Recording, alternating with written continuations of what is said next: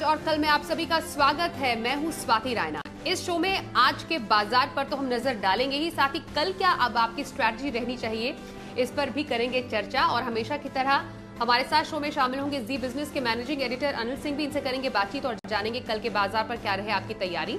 और आज हमारे साथ है सेठी फिनमार्ट के एमडी विकास सेठी। विकास जी, बहुत स्वागत है आपका शो में। और पूरी रिसर्च टीम है हमारे साथ तैयार अपनी अपनी रिसर्च और सेक्टर स्पेसिफिक खबर से जुड़ी हुई तमाम डिटेल्स लेकर। लेकिन सबसे पहले आज के बाजार पर एक नजर डाल लेते हैं। आज हमने देखा सेंसेक्स और निफ्टी ने इंट्राडे में नया रिकॉर्ड छुआ। निफ्टी ने 16,359 और सेंसेक्स ने भी नया शिखर छुआ। हालांकि शिखर पर बाजार में मुनाफा वसूली हावी हो गई। हालांकि उतार चढ़ाव के बीच हमने देखा बाजार हरे निशान में बंद होने में कामयाब रहे। निफ्टी 20 अंक चढ़कर 16,280 पर बंद हुआ। सेंसेक्स में 150 अंकों की बढ़त रही और निफ्टी बैंक 36,034 पर सपाट बंद हुआ। एफआईआईज और डीआईआईज की तरफ से क्या आज डेटा सामने आ रहा है, जरा समझते हैं। आंकड़ों के लिहाज से एफआईआईज यानी विदेशी संस्थागत निवेशकों ने कैश मार्केट में 179 करोड़ रुपए की बिकवाली की है। वहीं डीआईआईज यानी घरेलू संस्थागत निवेशकों ने आज 689 करोड़ रुपए की खरीदारी की है।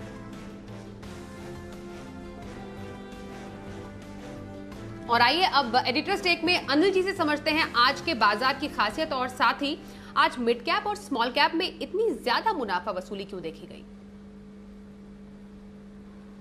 भारतीय बाजारों के लिए आज एक ऐतिहासिक दिन रहा। जी हां, आज के दिन भारतीय बाजारों ने कुछ नए रिकॉर्ड बनाए। निफ्टी में 10 पॉइंट सही लेकिन 16,359 अब ये नया रिकॉर्ड हाई बन चुका है। और सेंसेक्स में भी आज एक दिन के दौरान नया रिकॉर्ड हाई बनते हुए नजर आया। बैंक निफ्टी जरूर थोड़ा सुस्त था, लेकिन बैंक निफ्टी ने भी एक बड़ा ब्रेकआउट देने की कोशिश की। बार 36,200 के आसपास अटकने वाला बैंक निफ्टी आज 36,300 के पार भी निकला। काफी वक्त 36,200 के ऊपर बिताया भी, लेकिन फाइनली क्लोजिंग 36,000 के नजदीक हल्के हरे निशान में होती हुई दिखी। यानी कि बड़े ब्रेकआउट की जो इच्छा है उसकी तरफ बैंक निफ्टी ने एक कदम और बढ़ाया। और बड़े दिनों बाद ऐसा हुआ है कि बैंक निफ्टी लगातार 2 दिन 36,000 के ऊपर बंद होने में कामयाब रहा। तो इंडेक्स में तो ठीक था मामला, उतार चढ़ाव जरूर हुआ। दिन के दौरान तेज गिरावट आई। लाइफ टाइम हाई बनाने के बाद 16,200 के नजदीक निफ्टी पहुंचा भी, लेकिन रिकवरी भी उतनी ही बेहतरीन होती दिखी। लेकिन जो दिक्कत थी, जो समस्या थी, वो ब्रॉडर मार्केट में मिड कैप और स्मॉल कैप शेयरों में जबरदस्त प्रॉफिट बुकिंग, बहुत बिकवाली। और कई सारे मिड कैप स्टॉक्स ऐसे जो 5 से 15% अच्छे रिजल्ट आ रहे हैं तब भी, यानी कि बहुत क्लियर कट है, रिजल्ट अच्छे हो तो भी बेचना है, रिजल्ट खराब हो तो भी बेचना है। तो आज फंड्स की दमदार सेलिंग दिखी ब्रॉडर मार्केट में। तो इंडेक्स से सही तस्वीर नहीं पता चल रही। इंडेक्स देखकर लग रहा है वहां लाइफ टाइम हाई है, हरे निशान में बंद हो गए, सब कुछ ठीक है, लेकिन नीचे सब कुछ ठीक नहीं है। वहां पर प्रॉफिट बुकिंग आती दिखी। ट्रेडर्स आज इसलिए लाइफ टाइम हाई को एंजॉय नहीं कर पाए, मजा नहीं ले पाए, क्योंकि भले ही इंडेक्स बढ़कर आए हों, लेकिन ब्रॉडर मार्केट में जो कमजोरी हुई, इसमें कई सारे स्टॉक्स ऐसे हैं जो ट्रेडर्स के पास है जहां 5-5, 10-10% का तेज कट आता हुआ दिखा है। तो ओवरऑल आज का मूड माहौल मिला जुला। लाइफ टाइम हाई आंकड़ों के हिसाब से ठीक है, लेकिन पैसे बनाने के हिसाब से या फिर ब्रॉडर मार्केट के हिसाब से लोग वेट एंड वॉच वाले मूड में हैं।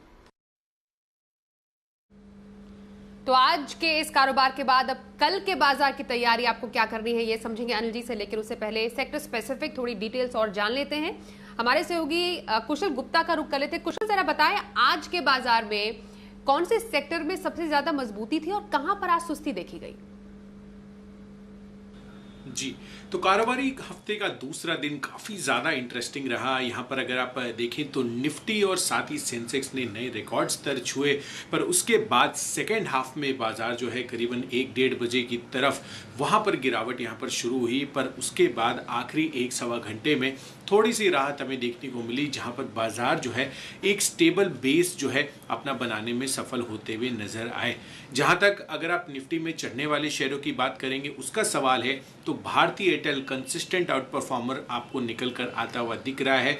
और यहाँ पर अगर आप देखें तो भारतीय एयरटेल में ऑलमोस्ट 4% का जंप हमें देखने को मिला। साथ ही टेक महिंद्रा यहाँ पर भी तेजी अच्छी खासी बन रही है। और प्राइवेट सेक्टर बैंकिंग स्पेस से कोटक महिंद्रा बैंक ने भी बेहतरीन तेजी आज के सत्र में बनाते हुए नजर आए। गिरने वाले शेयरों में श्री सीमेंट नतीजों के बाद यहाँ पर दबाव बना। और साथ ही आज का जो इंडेक्स था, जो सबसे बड़ा टॉप लूजर निकल कर आया, वो था मेटल स्पेस। और उसी की वजह से जेएसडब्ल्यू स्टील, टाटा स्टील जैसे शेयरों पर दबाव रहा। आईटी की जहां तक बात है तो टेक महिंद्रा के साथ साथ एचसीएल टेक, विप्रो जैसे शेयरों में भी 1.5 से 2% तक की तेजी आज के सत्र में दर्ज होती हुई नजर आई। पर मेटल काउंटर्स अगेन जैसे कि मैं आपको बता रहा था तो दिग्गज काउंटर्स पर तो दबाव था ही, साथ ही मिड कैप और स्मॉल कैप काउंटर्स इस स्पेस से जितने भी हैं वहां पर भी दबाव आपको आता हुआ दिखा। पीएसयू बैंक्स में भी गिरावट आज के सत्र में भी जारी रही, जहां पर बैंक ऑफ बड़ौदा में 3%, पीएनबी भी ऑलमोस्ट 2.5 से 3% की गिरावट दिखाते हुए नजर आए। स्मॉल कैप स्पेस की भी बात करेंगे तो यहां पर तो इंडेक्स ऑलमोस्ट 2 से 2.5% निफ्टी स्मॉल कैप इंडेक्स लुढ़कता हुआ नजर आया और इसमें जितने भी सेट ऑफ स्टॉक्स है वहां पर भी भारी गिरावट 5 से 6% तक का कट आपको इन तमाम शेयरों में आते हुए नजर आया। और अंत में अगर आप जी के हिट कॉल्स की बात करेंगे तो यहां पर इन्फोसिस वीके शर्मा जी का कॉल था, साथ ही नवीन फ्लोराइन पर वागले साहब ने आपको कॉल दिया था, एक्सिस बैंक सिमी जी का कॉल था। तो ओवरऑल मार्केट की जो ब्रेड्थ है, जो ब्रॉडर मार्केट्स है, वहां पर हमें कहीं ना कहीं आज के सत्र में तो प्रॉफिट बुकिंग दिखी, पर दिग्गज काउंटर से थोड़ा बाजार जो है आज के सत्र में स्टेबल होता हुआ नजर आया। चलिए अब आज के खास मेहमान विकास सेठी का रुख कर लेते हैं। विकास जी, एक टाइम पर रिकॉर्ड लेवल पर सेंसेक्स निफ्टी लेकिन साथ ही मुनाफा वसूली भी बाजार में देखी गई। स्ट्रैटेजी आप क्या भी सजेस्ट करेंगे, क्या रखनी चाहिए ऐसे बाजार में? साथ ही कल के लिए क्या खास आप इंट्राडे पिक लेकर आए हैं और हफ्ते भर का नजरिया कहां पर रखा जाए? बिल्कुल स्वाति, देखिए आज के बाजार में बहुत ही ज्यादा वोलेटाइल मार्केट थे। एक टाइम पे हमने पूरे लाइफ टाइम हाईस को टच किया, फिर वहां से बाजार में एक अच्छी खासी गिरावट आई, निफ्टी भी नेगेटिव हो गया और फिर बंद होने में निफ्टी तो पॉजिटिव बंद होने में कामयाब हुआ।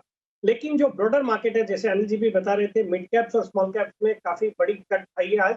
और पिछले 2-3 दिनों से हम ये देख भी रहे हैं कि एक और निफ्टी जहां पॉजिटिव है वहीं मिड कैप्स और स्मॉल कैप्स में काफी बड़ी सेलिंग या करेक्शन चल रहा है। तो उसको ही देखते हुए बाजार में एक्चुअली थोड़ा कॉशियस रहने की जरूरत है। बाकी मुझे लगता है ये जो पीरियड है 2-3 दिन में ये भी समझ जाएगा और उसके बाद बाजार में एक अच्छी खासी तेजी इवन मिड कैप्स और स्मॉल कैप्स में भी आनी चाहिए। बाकी कल के लिए जो मेरी पिक रहेगी वो एक आईटी मिड कैप स्टॉक को मैंने पिक किया। कंपनी का नाम है बिरला सॉफ्ट। ये एक मेरा पसंदीदा स्टॉक रहा जिसको मैंने निचले लेवल पर भी कई बार चैनल पर रिकमेंड किया है। आज ये 410-411 के आसपास बंद हुआ है। सीके बिरला ग्रुप की कंपनी है जो कि digital transformation, cyber security, enterprise solutions, इस तरह के ग्रोथ सेक्टर को, ग्रोथ सेगमेंट को कैटर करती है। जून तिमाही के नतीजे बेहद ही दमदार थे। 113 करोड़ का पैक डिक्लेयर किया कंपनी ने, जो कि पिछले साल से 56 करोड़ का था। तो ऑल इन ऑल एक अच्छा स्टॉक और यहाँ से भी अच्छे अपसाइड हो सकते हैं। तो कल के लिए इसमें खरीदारी करने की सलाह है। कल का मेरा इसमें टारगेट रहेगा 425 रुपए का, स्टॉप लॉस रखना है 400 रुपए। और जहां तक मेरी पोजिशनल पिक का सवाल है, पीएसयू स्टॉक को पिक किया है। कंपनी का नाम है हिंदुस्तान एरोनॉटिक्स, HAL। ये आज कुछ 1104 के लेवल पे बंद हुआ है। बहुत ही सॉलिड कंपनी है और जिस तरह से सरकार का फोकस है मेक इन इंडिया के ऊपर, डिफेंस के ऊपर, इस कंपनी का परफॉर्मेंस बहुत ही अच्छा रहना चाहिए। इसके नतीजे अभी आने बाकी है, 13 तारीख को नतीजे आएंगे। मैं एक्सपेक्ट कर रहा हूँ कि नतीजे भी अच्छे रहेंगे। हाल ही में एक बड़ा ऑर्डर इनको तेजस जो अपने कॉम्बैट एयरक्राफ्ट है उसके लिए 48,000 करोड़ का ऑर्डर भी मिला हुआ है। फंडामेंटल्स रॉक सॉलिड है। इस स्टॉक में करंट लेवल्स पे खरीदारी करने की सलाह है। पोजिशनली इस पे मेरा 1175 का टारगेट है और 1070 रुपए का स्टॉप लॉस रखना है।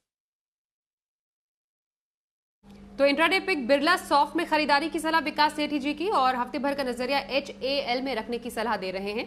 बातचीत जारी रहेगी आज के खास मेहमान से, लेकिन कुछ सेक्टर स्पेसिफिक खबरों का भी रुख कर लेते हैं। हिंदुजा ग्लोबल सॉल्यूशंस काफी ज्यादा फोकस में रहा एक डील को लेकर। दरअसल उन्होंने अपना हेल्थ केयर बिजनेस बेचा है। क्या खासियत है इसकी और जी बिजनेस की खबर पर भी जो मोहर लगी है, पूरी डिटेल समझते हैं। एक बार फिर से कुशल गुप्ता का रुख कर लेते हैं। बताइए कुशल जी। तो हिंदुजा ग्लोबल सॉल्यूशन आज सुबह से ही 5% के ऊपरी सर्किट पर कारोबार करता हुआ नजर आया और इसकी सबसे बड़ी वजह जो है हमें कल इनके प्रेसर में आती हुई दिखी। जो इनकी प्रेस रिलीज थी वहां पर इन्होंने ये चीज़ का ऐलान कर दिया कि इनका जो हेल्थ केयर सर्विसेज कारोबार है, ये बेयरिंग पी की जो फंड की कंपनी है बीटेन बीवी को, उनको इन्होंने करीब करीब 9,200 करोड़ रुपए में इन्होंने बेच दिया है। डेफिनेटली इसकी खबरें चल रही थी और हमने तो आपको एक्सक्लूसिव जानकारी जो है 16 अप्रैल को इस पर ऑलरेडी बता दी थी और यहां पर हमारा जो अनुमान था वो 7,500 करोड़ रुपए की डील का था, जबकि कंपनी ने जो डिक्लेयर किया है वो ऑलमोस्ट हमारे अनुमान से 22% ज्यादा पर ये डील होती हुई दिखी। तो डेफिनेटली इनके लिए काफी बड़ी पॉजिटिव न्यूज जो है आपको हिंदुजा ग्लोबल सॉल्यूशंस के लिए बनती हुई नजर आई है। इनफैक्ट हेल्थ केयर कारोबार जो इन्होंने बेचा है वो इनके कुल आय का 60% हिस्सा कॉन्ट्रीब्यूट करता था और अब इनकी जो वैल्यूएशन बन रही है वो अभी भी काफी ज्यादा आकर्षक है। आप देखिए 6465 1,500 करोड़ रुपए का मार्केट कैप वाली कंपनी है अभी, और जिस तरह की ये वैल्यूएशन इनको 9,200 करोड़ रुपए की ऑलरेडी हेल्थ केयर कारोबार की मिल चुकी है। इसके अलावा जो गैर हेल्थ केयर कारोबार है, अगर आप 15 के फॉरवर्ड जो है वैल्यूएशन पर इसको देखें तो कहीं ना कहीं इनकी जो अर्निंग्स आगे के लिए एक्सपेक्टेशंस है उसको ध्यान में रखकर जो इनका गैर हेल्थ केयर कारोबार है वो करीब 4 से 5,000 करोड़ रुपए का बन रहा है। तो overall on a conservative basis भी अगर आप देखें तो 11.5 से 12,000 करोड़ रुपए की कुल कंपनी की वैल्यूएशन हम लगाकर चल रहे हैं, और इसी वजह से हमें लग रहा है कि ये जो बहुत बड़ी पूंजी इनके सामने आती हुई दिखी है 9,200 करोड़ रुपए की, वो कहीं ना कहीं 2,500 रुपए से लेकर 3,000 रुपए प्रति शेयर के स्पेशल डिविडेंड के रूप में तब्दील होती हुई नजर आ सकती है। अब देखना यह होगा कि आगे जो है कंपनी का ये जो राशि जब इनके पास आती है उसका किस तरह से ये इस्तेमाल करते हैं, पर अभी जिस तरह का मूड माहौल बना हुआ है स्टॉक को लेकर वो डेफिनेटली काफी ज्यादा पॉजिटिव हमें आते हुए समय में देखने को मिल सकता है। विकास जी, हिंदुजा ग्लोबल सॉल्यूशंस पर आपकी क्विक राय जानेंगे। एक अच्छा हमने तेजी भी आज स्टॉक में देखी, कोई स्ट्रैटेजी रखी जा सकती है? बिल्कुल स्वाति, बहुत ही एक राइट टाइम पे जी बिजनेस ने अपने दर्शकों को इसमें खरीदारी करने की राय दी थी। अब बाकी करंट लेवल्स पे भी होल्ड करने की सलाह है। बहुत ही अच्छी वैल्यू है इसमें, जिस तरह से इनका एक कारोबार 9,200 करोड़ में बिका है, जो कि 7,000 करोड़ की बाजार की उम्मीदें थी, और उसके अलावा भी अच्छा खासा कारोबार है कंपनी के पास। तो एक्सपेक्ट किया जा सकता है कि ये जो पूंजी मिलेगी इनको 9,200 करोड़ की, वो डिविडेंड के तौर पे जैसे मजेस्को ने दिया था वैसे दी जाए इन्वेस्टर्स को। मुझे लगता है जिन्होंने लिया हुआ है उनको बिल्कुल इसको होल्ड करके रखना चाहिए। यहाँ से भी बहुत अच्छे अपसाइड इस स्टॉक में आने वाले दिनों में देखे जाएंगे। हिंदुजा ग्लोबल में बने रहने की सलाह विकास सेठी जी की। आने वाले नतीजों पर करते हैं चर्चा। बाटा के नतीजे आएंगे कल, और क्या कहता है अनुमान समझते हैं वरुण दुबे से, बताइए। देखिए, बाटा के नतीजे कमजोर रहेंगे और लॉकडाउन की दोहरी मार जो है इस कंपनी पे पड़ी है। क्यों? क्योंकि देखिए, इस कंपनी की काफी सारी दुकानें जो है वो मॉल्स में हैं, और आपने देखा है कि मॉल्स काफी सारी जगह तो अभी तक नहीं खुले हैं, तो उसका असर जो है आपको इस कंपनी के नतीजों पे देखने मिलेगा। नो डाउट मॉल के बाहर जो दुकानें हैं वहां पे बिक्री जून के महीने में एटलीस्ट हुई, क्योंकि अप्रैल और मई में तो वहां भी बिक्री नहीं हुई थी। इसके लिए साल दर साल आपको थोड़ी बहुत ग्रोथ देखने मिलेगी। साथ ही साथ ये याद रखिए, इस कंपनी की बिक्री का एक बड़ा हिस्सा जो है वो ऑफिसेस, स्कूल्स, कॉलेजेस यहाँ से भी आता है, लेकिन अब तक काफ़ी सारी जगहों पे स्कूल्स तो खुले नहीं हैं, कुछ जगहों पे खुले हैं, और पिछले क्वार्टर में तो कहीं खुले ही नहीं थे, और ऑफिसेस भी काफ़ी हद तक जो वर्क फ्रॉम होम चल रहा है उसका इम्पैक्ट भी इस कंपनी के नतीजों पे आपको देखने मिलेगा। हमारा अनुमान है कंपनी की आय जो है करीब 350 करोड़ के आसपास आ सकती है। साल दर साल बढ़ोतरी जरूर है, लेकिन क्वार्टर ऑन क्वार्टर एक भारी गिरावट वहाँ आपको देखने मिलेगी। कंपनी का जो एबिटा है करीब 35 करोड़ के आसपास का अनुमान हम लगा रहे हैं। स्ट्रीट इस फिगर को लेके काफ़ी डिवाइडेड है। कुछ कह रहे हैं कि हो सकता है 50-60 करोड़ के आसपास का नुकसान कंपनी करे, कुछ कह रहे हैं कि 50-60 करोड़ के आसपास का प्रॉफिट भी कंपनी कर सकती है एबिटा लेवल पे। वहीं मुनाफे का फिगर अगर आप देखेंगे तो हमारा अनुमान है कि करीब 50 करोड़ के आसपास का नुकसान कंपनी करने वाली है। हालांकि स्ट्रीट इस नंबर को लेके भी डिवाइडेड है। कुछ का कहना है कि शायद कंपनी मुनाफा भी कर सकती है 8-10 करोड़ के आसपास का, कुछ कह रहे हैं कि 90 से 100 करोड़ के आसपास का नुकसान भी कंपनी कर सकती है। तो एबिटा और प्रॉफिट, ये दो नंबर्स को लेकर स्ट्रीट काफी डिवाइडेड है। एक वाइड रेंज है जिसके बीच में स्ट्रीट मान के चल रहा है कि नंबर्स आ सकते हैं, लेकिन हाँ, सेल्स में आपको गिरावट देखने मिलेगी। जाहिर सी बात है, लॉकडाउन की दोहरी मार जो है वो आपको इस कंपनी पे देखने मिल सकती है। इसके लिए नतीजे जो है वो थोड़े कमजोर रहेंगे। चलिए, और आने वाले नतीजों में कैडिला भी खास है। कैडिला हेल्थकेयर के नतीजे कैसे आ सकते हैं, देवांशी का रुख कर लेते हैं। देवांशी, क्या कहता है अनुमान? जी बिल्कुल, आप देखिए कैडिला हेल्थ केयर से इस तिमाही में अच्छे नतीजों का अनुमान किया जा रहा है। एनिमल कारोबार कंपनी ने बेचा था, और इसी के चलते कंपनी की जो आय है, मार्जिन और मुनाफा है, उस पर असर ज़रूर देखने मिलेगा। और इसके अलावा जो घरेलू कारोबार है वहाँ पे अच्छी ग्रोथ ज़रूर आती हुई दिखेगी। इसके साथ ही जो कोविड पोर्टफोलियो था उसके चलते थोड़ी सी मदद कंपनी को मिलती हुई दिखी है। इसके साथ ही जो कंज्यूमर कारोबार है वहाँ पर काफ़ी अच्छी मजबूत ग्रोथ देखने मिलेगी। अनुमान है करीब डबल डिजिट ग्रोथ का इस बार आता हुआ दिखेगा। इसके साथ ही अगर US पोर्टफोलियो की बात करें तो करीब 4 से 5% के वॉल्यूम्स में बढ़त होती हुई दिखेगी, और इसी के चलते आय को सहारा मिलता हुआ दिखेगा। लेकिन एनिमल पोर्टफोलियो बेचने के चलते आय और मार्जिन्स दोनों पर नेगेटिव असर होने का अनुमान लगाया जा रहा है। इस तिमाही में जो आय है वो करीब 7% तक बढ़ती हुई दिखेगी। कामकाजी मुनाफे में करीब 7 से 8% तक की बढ़त का अनुमान है। मार्जिन्स आप देखिए 22% पर स्टेबल रहने का ही अनुमान बनता हुआ दिख रहा है। जो मुनाफा है वो इस बार 18% तक बढ़ता हुआ दिखेगा। तिमाही आधार पर अगर देखें तो नंबर्स ऑलमोस्ट फ्लैट आते हुए दिखेंगे। 1.5 से 2% तक की बढ़त आपको यहाँ पे आय और साथ ही कामकाजी मुनाफे में आती हुई दिखेगी। और अगर मार्जिन्स की बात करें तो क्वार्टर बेसिस पर भी स्टेबल रहने का ही अनुमान है। मुनाफे में इस बार 20% तक की गिरावट आपको क्यू बेसिस पर आती हुई दिखेगी टैक्स के चलते, लेकिन फोकस रहेगा कि आने वाले समय में जो इंजेक्टेबल कारोबार है वहाँ पे कंपनी की क्या स्ट्रैटेजी बनती हुई दिख रही है, क्या अपडेट्स हैं वहाँ पे, और साथ ही आने वाले समय में क्या नए प्रोडक्ट लॉन्चेस कंपनी प्लान करती हुई दिख रही है। लेकिन इस बार जो नतीजे आते हुए दिखेंगे वो अच्छे होंगे। 7 से 9% तक की ग्रोथ का अनुमान इनकी आय में किया जा रहा है। विकास जी, दोनों ही आने वाले नतीजों पर आपकी एक क्विक राय जानेंगे, बाटा और कैडिला।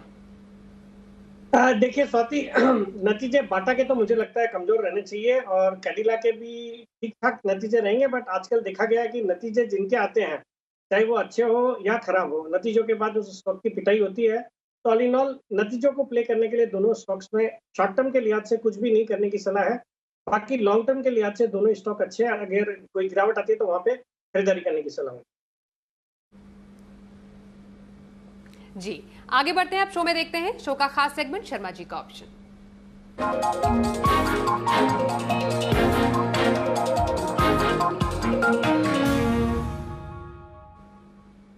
HDFC सिक्योरिटीज के बीके शर्मा का करते हैं स्वागत। सर, बहुत स्वागत है आपका, और बताइए कल के लिए ऑप्शन स्ट्रैटेजी कहाँ रखें? जी नमस्ते, और इस सेगमेंट के सभी दर्शकों को मेरा HDFC सिक्योरिटीज की तरफ से नमस्ते। मैं ये कहना चाहूँगा दोस्तों कि ये मौसम ज़्यादा लॉन्ग खेलने का नहीं है, और आम तौर पर शॉर्ट हमने आम ट्रेडर को करते हुए देखा नहीं है।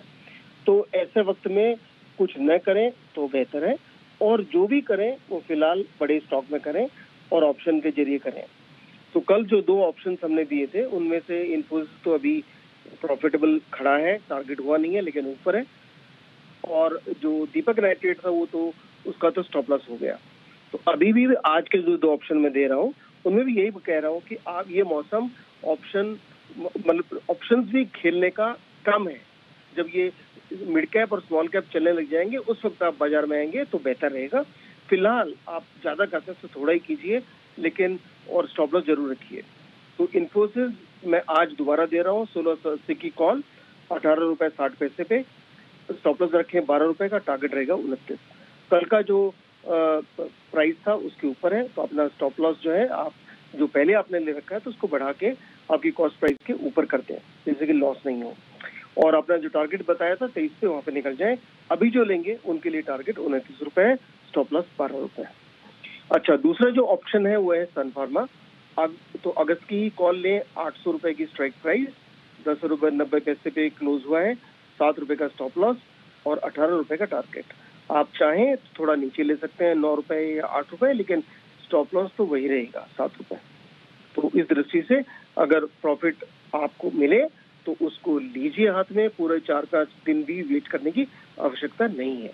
ये मौसम ऐसा है तो मौसम के हिसाब से खेलिए, जब मौसम खुलेगा तो अच्छे छक्के में मारेंगे। फिलहाल आराम से आप प्रॉफिट को संजोइए, हाथ में लीजिए और कैपिटल को प्रोटेक्ट कीजिए। धन्यवाद, जय हिंद। और आइए अब अनिल जी से जानते हैं कल के बाजार पर क्या रखें आप खास तैयारी। भारतीय बाजारों के बंद होने के वक्त डाउ फ्यूचर्स एकदम शांत सुस्त, कोई खास रुझान ऊपर नीचे का नहीं। तो अब अमेरिका में आज रात को क्या होगा पता नहीं, इस लिहाज से देखेंगे कि भारतीय बाजार खुलते कैसे हैं। लेकिन आज के लिए जो सबसे कल के लिए जो सबसे इंपॉर्टेंट बात होगी वो ये होगी कि डेटा आज कैसे निकल कर आते हैं। दोनों डेटा, पहले तो एफआईज और घरेलू फंड्स के, क्या आज दबाकर बिकवाली हुई उनकी तरफ से, ये देखना इंटरेस्टिंग होगा। अगर वो हुआ है तो मामला फिर सीरियस है कि 16,300 के ऊपर बार बार निफ्टी टिक नहीं पा रहा है, और फिर रेंज आपकी वही 16,300 16,375 सप्लाई जोन, नीचे की तरफ 16,100 16,175 या 16,200 समझ लें, ये बड़ा स्ट्रॉन्ग सपोर्ट जोन है। ये आपके लिए निफ्टी की रेंज होगी। बैंक निफ्टी का जहां तक सवाल है 35,600 35,800 सपोर्ट का काम करेगा, आसानी से नहीं टूटने वाला है, और ऊपर में 36,200 36,400 रुकावट की रेंज है। तो शुरुआत आपकी हो जाएगी पूरी तरह से घरेलू ग्लोबल ट्रिगर्स के दम पर, लेकिन उसके बाद हमारे अपने ट्रिगर्स और जो रुझान दिख रहा है वो ये बता रहा है कि दोनों तरफ ट्रेडिंग के मौके बाजारों में बनते दिख रहे हैं। तो एक जो बढ़िया ब्रेकआउट मिला ना 16,000 के पार निकलकर हम टिके भी, अभी भी टिक रहे हैं, उसके बाद अब बाजार थोड़ा सा वक्त बिताने के मूड में, और इस वक्त बिताने की प्रोसेस में दिग्गज शेयर तो अभी भी मजबूत है, लेकिन मिड कैप और स्मॉल कैप शेयरों में थोड़ा सा करेक्शन वाला माहौल है। तो मूड माहौल तब सुधरेगा जब mid cap small cap share थोड़ा सा बेहतर होते हुए दिखें। तो देखते हैं वहां पर किस तरह का क्या कुछ एक्शन होता है, वहां पर आपकी नजर रहनी चाहिए। आइए अब जानते हैं कल के बाजार में ऑप्शन की स्ट्रैटेजी आपको क्या रखनी है।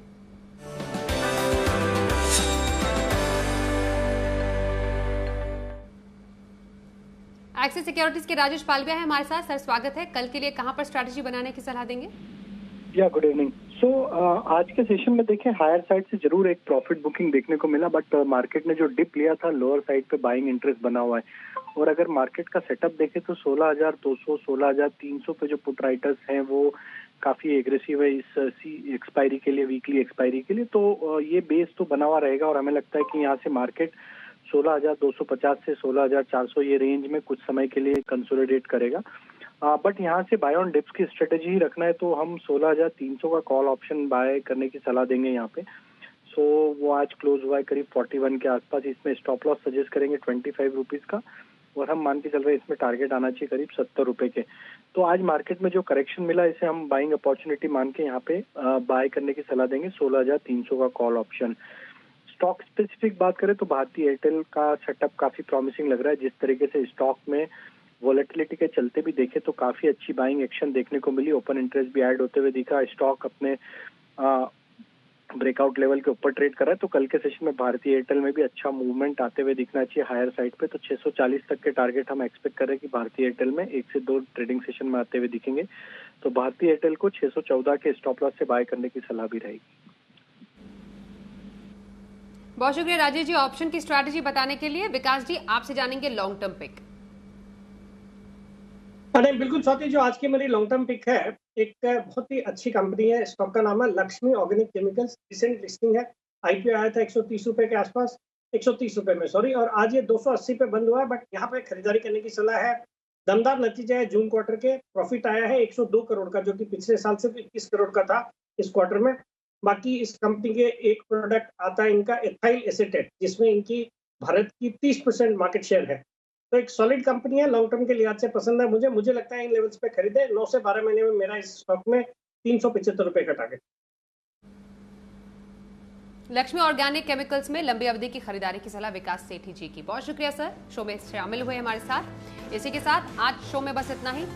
वक्त एक ब्रेक का है, खबरों का सिलसिला जारी रहेगा।